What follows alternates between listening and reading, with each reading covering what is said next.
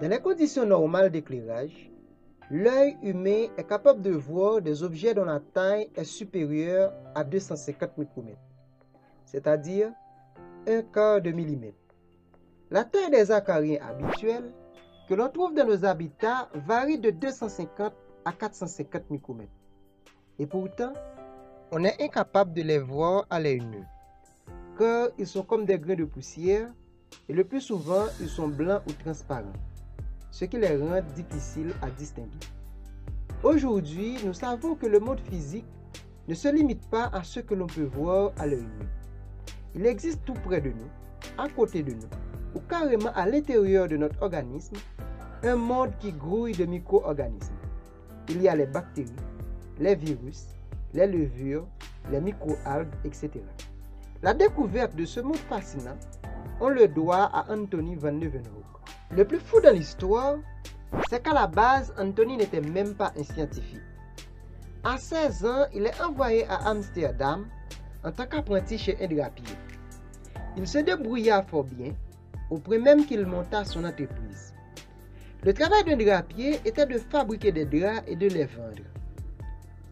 Pour faire correctement ce travail, Anthony avait besoin d'un instrument qui l'aiderait à compter le nombre de fils dans les tissus.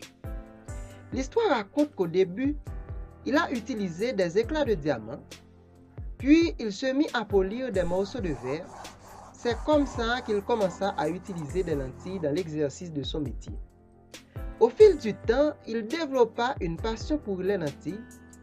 C'est ainsi que la curiosité et l'ingéniosité d'Anthony l'a poussé à faire quelque chose d'absolument révolutionnaire.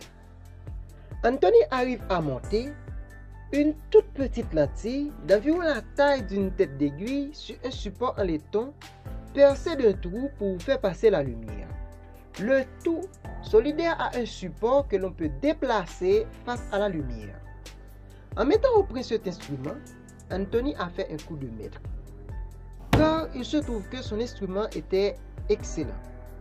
Parce que le fait d'utiliser une seule et toute petite lentille d'excellente qualité, il obtient une distance focale très petite qui limite les aberrations chromatiques. Avec son microscope, Anthony arrive à grossir les objets de 300 fois. Il s'est mis à analyser tout et n'importe quoi avec son microscope.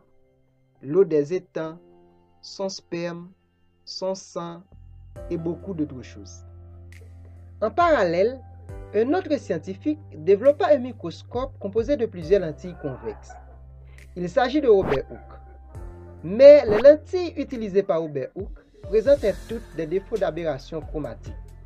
La plupart des scientifiques rejetèrent le microscope composé et utilisaient le microscope simple comme celui d'Anthony.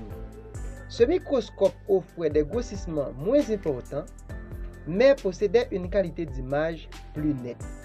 C'est au début du XVIIIe siècle que le Britannique John Dollond corrigea les défauts d'aberration chromatique des microscopes composés en utilisant une lentille de forme différente. Depuis cette époque, le microscope optique est similaire à ce que nous connaissons aujourd'hui.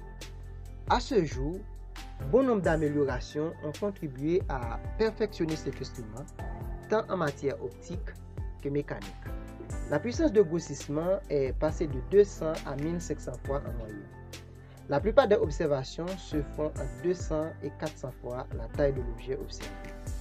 Merci à vous d'avoir regardé cette vidéo. À la prochaine.